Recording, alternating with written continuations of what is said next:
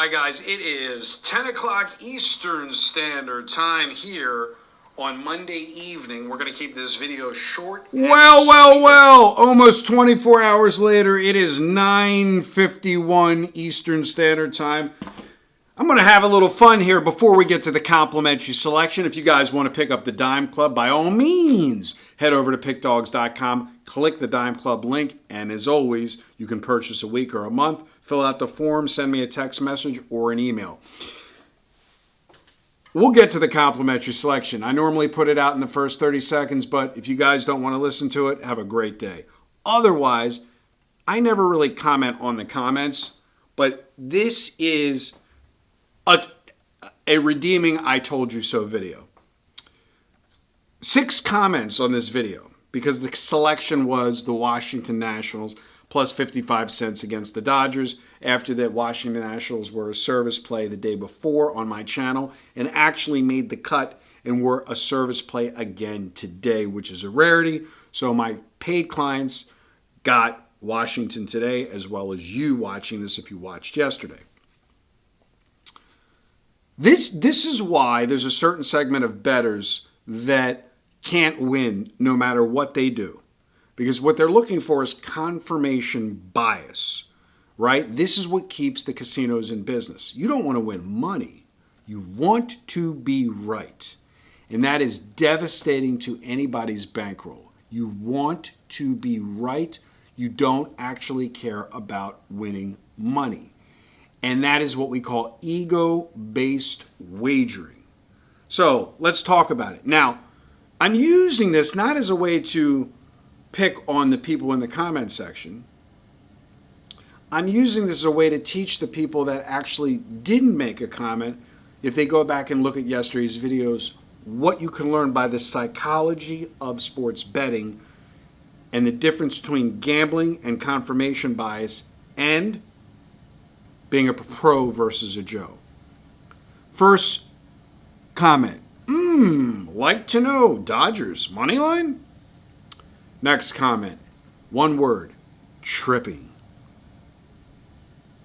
Next comment, hedge with Nationals. Next comment, tweaking like a MF. Nationals money line? Tweaked. So we go from 10 hours ago all the way to 3 hours ago and nothing since. I'm doing this video almost 24 hours from the last video.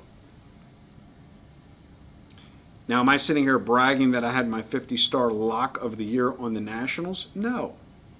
I'm showing you why betting dogs is the only way to consistently beat the bookmakers.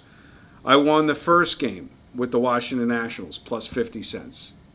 I won the second game with the Washington Nationals plus 50 cents. That means I've risked $2 so far, and I've made $3 on this exchange in this matchup. So what's your complimentary selection tomorrow when a dog comes off a win? What do you do if you can get him as a dog again? Chase them. Tomorrow it's even crazier because everybody's going to say, there's no way the Dodgers can lose 3 in a row to the Nationals. Again, it doesn't matter if the Dodgers win by 50 or lose by 50. It's understanding a system-based way of wagering with an absence of information. This is the teaching part. It's not about tweaking, it's not about tripping, and it's not about me bragging about winning a game. I gave out Houston the other day against Duke. It's funny, no comments. No, good job, awesome play, plus 5.5. I said they might win the game outright. I never even addressed that in the video because there's no point in me coming over here and doing what Mitch had told us. Don't talk about the games that are already over and be kind to one another in the comments. So what am I doing in this video? I'm addressing the comments, not because I didn't think they were kind, and nor do I take it personal if somebody says tweaking like a mother. I'm trying to get the client that's intellectually sound to understand the betting part of the business. Therefore, Washington Nationals, for the third time, is your complimentary selection at home, plus 40 cents against the Dodgers. Why? because the dog won yesterday, and you chase that dog when you can get a plus price the following day. Sometimes teams are dogs and win, and then the next day they're favorites. But when you have scenarios like this where you're never going to get the Dodgers as a dog, you're always going to have an edge betting against the Dodgers when a team grabs a win against them. Also, put yourself in the position of the Dodgers.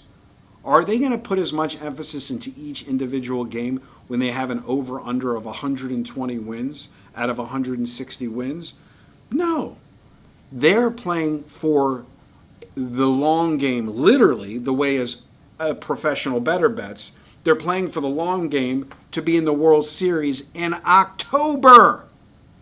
Do you think the Dodgers are walking into the locker room upset that they lost against the Washington? Do you think they care? The teams that are at the top have more of a lackadaisical attitude towards losing because they already have it built into the season that they're going to lose 40 to 50 games. The over and under was 120 at the beginning of the season. There's a 162 game season. Built into that is losing 42 games. And if you bet the Dodgers on every game and you risk to win $100 on every game and they won 120 games and they lost 42 games, you're going to lose money. So when you talk about tweaking, what I would say is the tweaker is the guy that actually would bet on the Dodgers, especially if they're laying 50 cents or more. Take Washington Nationals as a complimentary selection. By the way, if you're watching this video prior to 12 noon Eastern Standard Time, listen live or 9 a.m. Pacific, 107.1 FM in Las Vegas for my show this Wednesday, My 1 Hour of Power. Good day and good luck.